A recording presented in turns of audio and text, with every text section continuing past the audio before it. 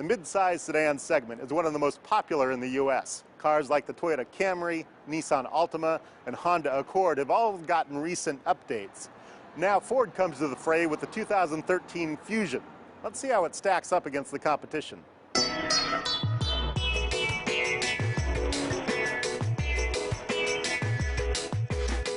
This titanium badge means that this Fusion is the top trim level. This car has a spoiler across the back. We also have these nice exhaust ports flush with the rear fascia. This car also has this sort of fastback roofline. That's also pretty popular these days. You see that in a lot of cars. But now we get to where this car really looks pretty, and that's in the front end. We have this nicely contoured hood. We've got these slit headlights, and we've got this grille. This grille is Ford's most recent design element. You see this on the Fiesta and the Focus as well. Well, let's get under the hood and see what's really important here. What's that? It's the sound of direct injectors. That clatter is unmistakable. This car also has a turbocharger. This is one of Ford's EcoBoost engines. It's a 2-liter 4-cylinder. That gets at 240 horsepower and 270 pound-feet of torque.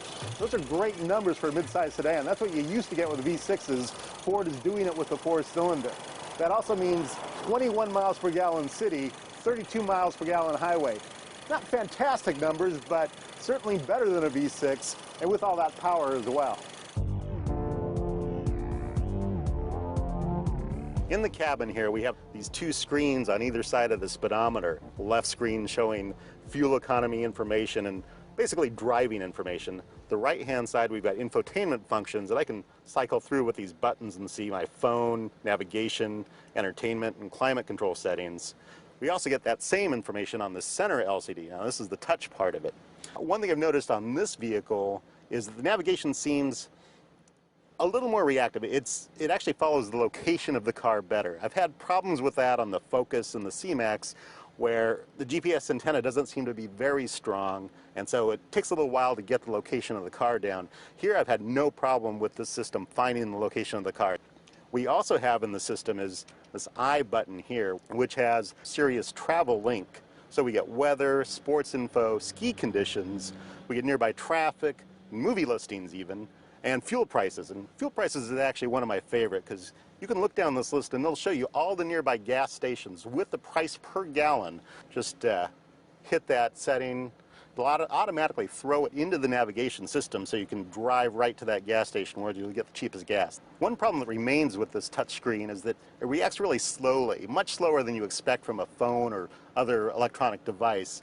And that's a problem for Ford. Fortunately, there's a way around that in this car. You can use voice command for just about everything in this car. So I can tap the voice command button, play artist Fleet Foxes. Say a line number, or say none of those. 1.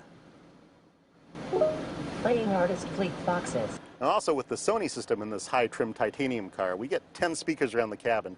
Really good sound, really tight, well-balanced. With the Sony system, you get a big volume knob in the middle and all these little touch buttons around here that control climate control and the sources and tuning and all this sort of stuff. On the console here, we have the shifter for a 6-speed automatic, the only choice transmission with this car.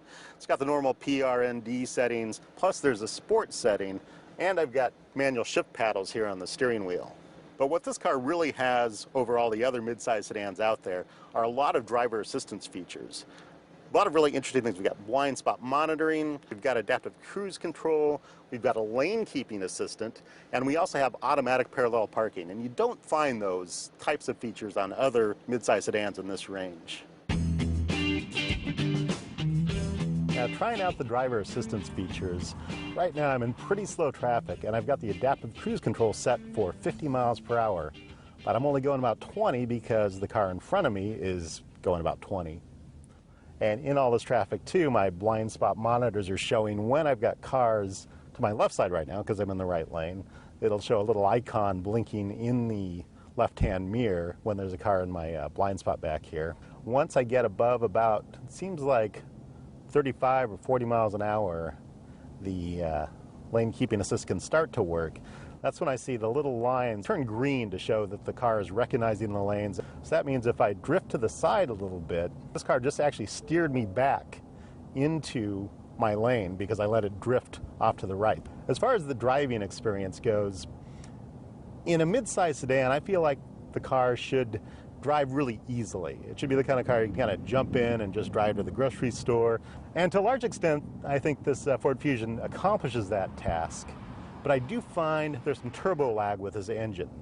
When I kick down the accelerator, there's a little moment where it kind of thinks about it, then it gets going, and you kind of hear that slight hesitation before it really kicks in. It's not a lot, but it's something.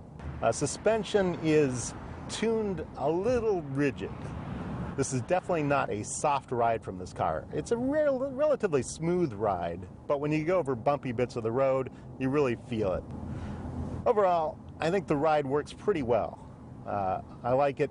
There's some things that interfere slightly with that mid-size sedan experience, such as the turbo lag, but overall, it works nicely, and the driver assistance features certainly add a lot to it. Let's price out our 2013 Ford Fusion.